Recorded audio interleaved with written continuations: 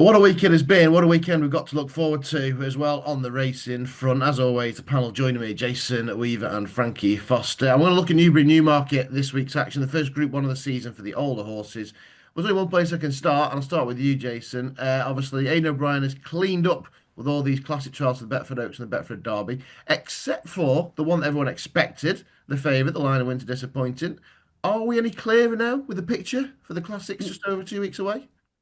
No, I don't think so. Like we've had a few jump forward, haven't we? Ridiculous price changes and the likes, 50s into 5-1 for the Dante winner yesterday.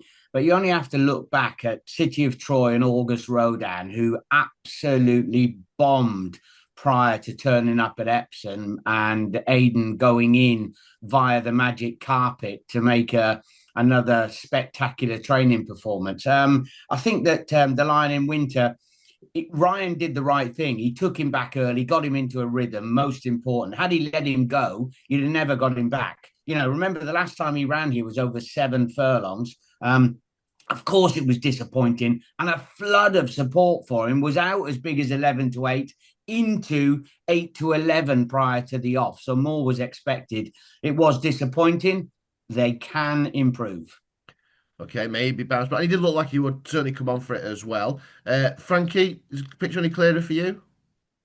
Not really, because of what Jason said. You can't really take a poor performance at face value, can you? Because of what's happened the last 2 years. So you end up in that, do I just keep the trust that the Lion in Winter was the number one at the start of the season and will remain that when everything turns up as they should and fit?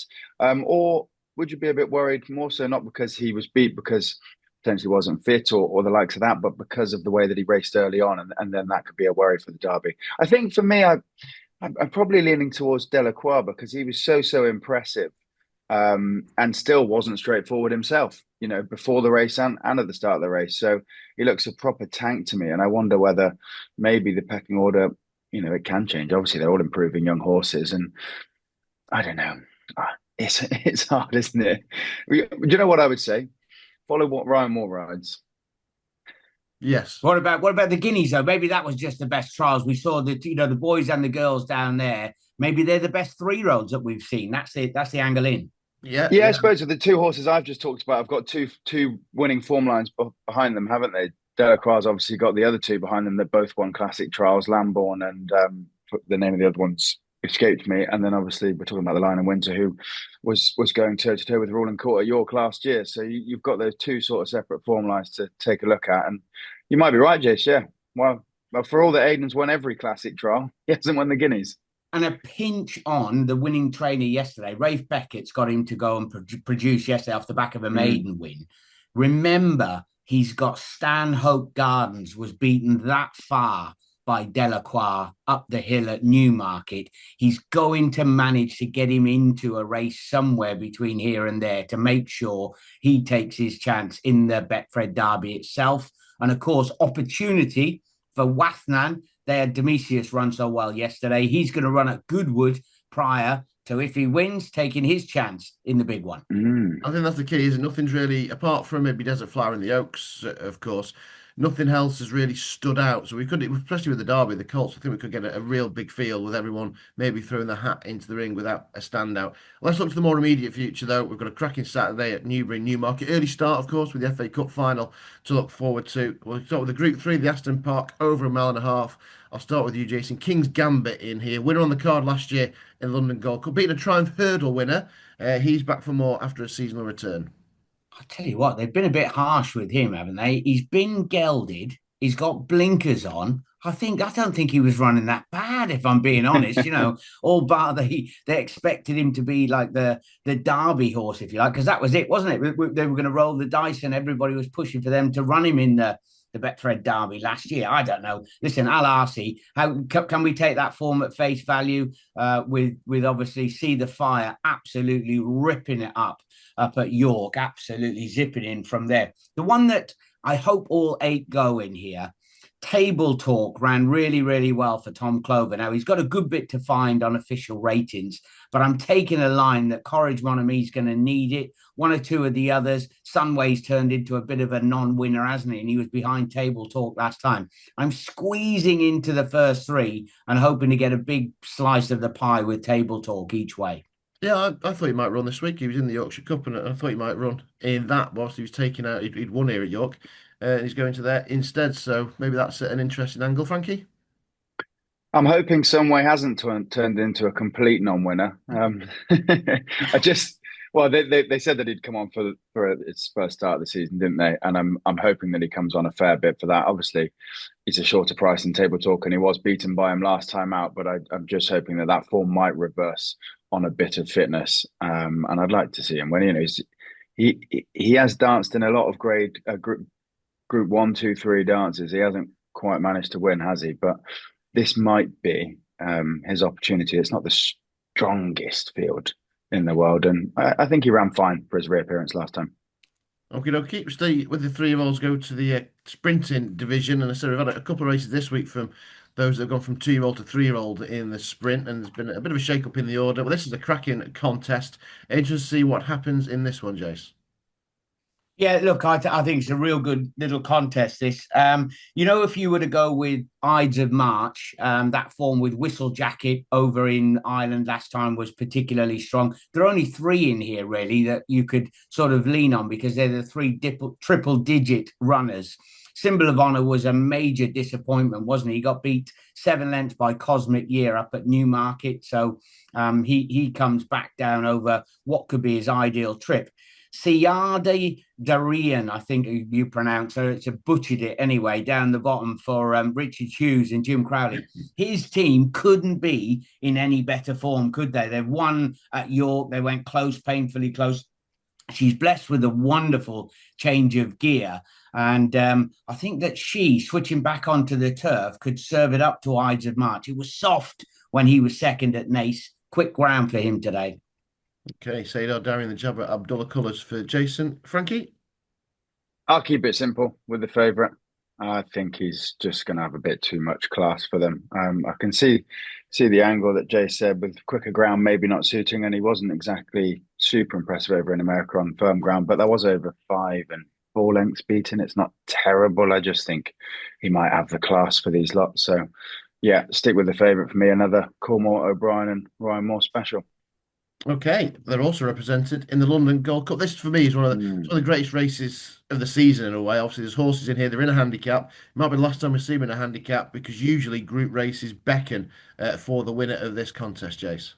Yeah, and interesting. We've got a pretty tidy spread, haven't we? Nebras at the top, 97, 81 down the bottom. So it's like a bit of a good old fashioned handicap. A lot of the time we have those condensed handicaps with 4 or 5 pounds separating the whole field. Now, because Roger Charlton and Harry Charlton got such a good record, everybody's going to latch on to Wave Rider, 3 runs, 7 furlongs, goes into a handicap. Could he be a good bit better than where he sits at the moment? Genealogy, who goes for Aidan O'Brien, he was beaten 6 3/4 by Delacroix the last time we saw him. I like one in here at a bit of a price. Again, I've got to go each way. Who have we been watching in the trials? You remember a horse called Convergent of Carl Burks that ran at Chester, was 3rd behind Lambourne. And then there was a really good pedigree from the Abdullah teams called Skimmer that ran at Leicester. Well, Asmen Warrior has finished behind those 2 the last twice. Been gifted a mark of 82. Could be absolutely thrown in just because it comes from the unfashionable, if you like, stable. The 2 training combo, Insole and Newland. I think he's a big each way player. One or 2 maidens in the field, and if Frankie, I think, does he agree? Yeah, I like him. Jamie Insole's, as you said, potentially not as fashionable as some of the more established trainers, relatively young trainers, but I think he's a very, very good trainer. I wouldn't be surprised to see him keep popping up in the winners' enclosure this season. I mean, he already has. He's got a couple of nice young horses that he's excited for, maybe a couple that will go to Royal Ascot. And I think he's a very good trainer for getting his horses in the right race. And I wouldn't be surprised, yeah, like you said, Jace, if carrying 8 stone 8, is not well handicapped, and that would be quite good to see because, as you said, you do get the big boys turn up and the group horses, and sometimes it almost puts the handicappers out of it a touch because you have three or four group horses in waiting at the top. But I think maybe Asman Warrior could take advantage of that low weight, and I think he'll run well. I'd say he'll go well for Jamie. Okay, we concur there. Let's see what happens for the Lockings and the first Group 1 for older horses over the mile. Rosalian back as a 4-year-old. Looking forward to seeing how he gets on. I'm a big fan of Tam Farner. A little bit worried about the ground, though they did have options in France. We've got last year's Guineas winner, Notable Speech. And then we've got Dancing Gemini, Jason, doing the Charing route. Looking for a hat-trick already this season under a third different jockey. It's an absolute belter, isn't it? The one thing that everybody's got to worry about, there's not much of a gallop in here, is there? Might be Fallen Angel, Kieran Schumacher coming in whilst Doyle's off with his shoulder injury at the moment, or collarbone. Rosalian, he's best off a really strong gallop, isn't he? Like, he's got a wonderful, good change of gear, but if they go quick, that would be the angle in. Tam Farner got a £5 turnaround with Dancing Gemini for what she was beaten behind him last time. But I think that he's just blessed with a wonderful change of gear, regardless if they go a slow pace. Ryan Moore comes in for the spin, jockey merry-go-round again. And again, Roger Teal is taking on the big boys, isn't he? I think that Dancing Gemini is the real deal. I thought Doncaster, he had sort of the ideal setup. Sandown, he was in front plenty long enough, and it's hard to be in front and quicken, and he did that. Just imagine if he can sit in behind and produce that wonderful change of gear. Think he's the one, really. He could have the full package, couldn't he? They thought this last year, of course, and ended up in the Derby. They dropped him back in trip. He's been a revelation this year so far, Frankie. He has. So I don't want to say this, but has he been flattered? Is that being really harsh? Is he going to look different when he's in against Rosalia, Notable Speech, these sort of horses? I don't know. I'd love him to win. I've been enjoying listening to Roger Teal on various podcasts and shows and talking about sleepless nights. And his wife said he gets grumpier and grumpier the closer it's getting to the race. And it would be great to for Dancing Gemini to win for him, and may well do. I don't know. I can't get that picture of Rosalian winning at Ascot last year out of my head. I know that he's got to be tuned up first time out. And with Ascot in the back of your mind, do you leave a tiny bit potentially? But this is the Lockinge, This is the Lockinge. You come here ready, and I think he's the one to beat, really. I do. Okay, Rosalian and Dancing Gemini then head to head for the boys in the Lockinge. Right, let's quickly rattle through 3 races at Newmarket, a couple of 3 handicaps to look forward to. The first one over 7 furlongs, Jace, to off at 105, 9 set to go to post. Hopefully they all go. Yeah, I quite like it when it's the long sprint specialist, if you like. It's that right intermediate distance, isn't it? And I think it's like, I say you boys were a bit of athletes in your time, weren't you? And the 800 meters, you've got to be prepared to run ugly. You know what I mean? And 7 furlongs is like that. There's not the zippers, and you get someone breathing down your neck. It's an awkward trip. Harvard Sound for Tom Clover, Neil Callan on board, went back to back, Lingfield down the hill in pretty tidy fashion, was punted off the boards when he made his return and finished nowhere. They've given him plenty of time to get back bouncing. They add the cheek pieces on. And again, we've got 9 runners. Let's hope they all go, or if one comes out, Physique and all those will be well punted. Persuasion off a disappointing run after winning up at Musselburgh. But Harvard Sound, he slipped right under the radar, each way player. Yeah, the Callan Clover combination nearly did us a favour at Chester last week. Frankie? I'll be with Walifi for William Haggis and Mr. Fallon, who the last time he was on him was his last winning start up at Doncaster. He's been beaten favourite the last couple of times, and his reappearance run, they probably just went a bit quick for him, got done for a bit of speed over 6. So Jace talks about that grunge work over 7 and racing ugly. I think he'll back up to 7 furlongs. He's around about the same mark as his £1. No, it's the same. No, he's a touch up from when he last won, but he's run by the same mark as the last time he's come second and third. So he's been in the mix for over 7 furlongs off this sort of weight. And yeah, Fallon back on board could be a positive too. Okay, we're staying though at the long sprint distance, the ugly distance, as Jason calls it, for the classic generation, the race after at 140. Yeah, and very boring here. Straight to the top of the market. Fondo Blanco was, I don't think he was unlucky last time. Two horses racing against each other, and there was one in the middle. So he never had chance to eyeball each other up towards the line at Doncaster. But he's got a wonderful pedigree. He wasn't cheap, 260,000 by 10 sovereigns. So he should have no problem stretching out an extra furlong.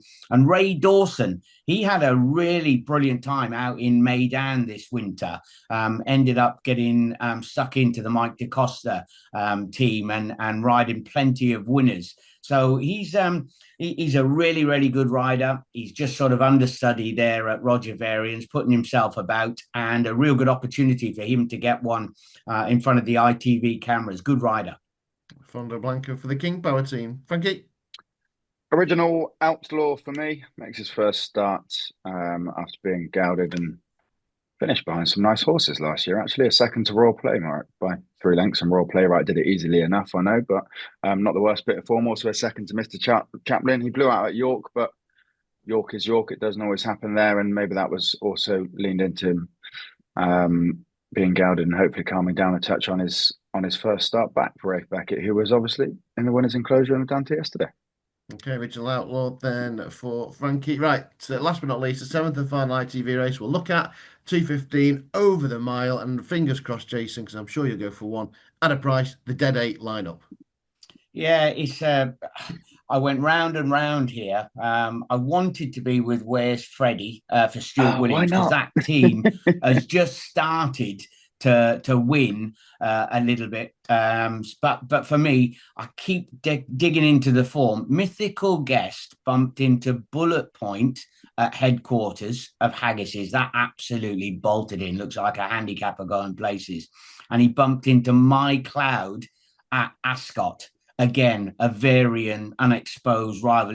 Just you think to yourself, was he beaten fair and square, or has he bumped into two that are miles ahead of their particular mark? And Mythical Guest for me, for all the world, he deserves to get his head in front. I know he's top weight, but he'll have no problem. Loves the course and distance. Okie dokie, Mythical Guest then. You wanted to be with Where's Freddie? I'm guessing Frankie is Why with weren't you, Freddie. Jace? Yeah, I Yeah. like Where's Freddie. Been running well on the all weather. Second, fourth, first, his last three starts. Has won at the Rolling Mile track before, switching back to turf. He'll come in match fit, and I think he'll put in a decent performance under Luke Morris. Okie dokie then. Right, 7 races were covered. We'll start with the best bets then. Jason, what will be your best bet on the card this Saturday in front of the ITV? I think that Fondo Blanco's got the most upside in a race where we know plenty about all of the others. And I do think that Dancing Gemini on the day will be overlooked because you've got a Rassalian and a 2,000 guineas winner. You've just got such a strong race going against him. But Ryan can be relied upon to hopefully get him in the right spot. You wanted one, Fondo Blanco. He'd be tough to beat, I think. Dancing Gemini, I'll be strapping them together. Okay, and Frankie? One we both agree on, Asman Warrior in the London Gold Cup. I'd like to see a handicapper go. I know they're all handicappers, but I'd like to see, it feels like one for the slightly smaller teams and one on the up that could go in maybe. Fingers crossed then for Aston Warrior in the London Gold Cup. It's always a cracking race. That is to look forward to. Right, cheers, guys. What a week it's been at York. Brilliant racing. Fantastic action on the Knaves Mine. We're looking forward to Newbury and Newmarket. Have you back in this weekend? Best of luck.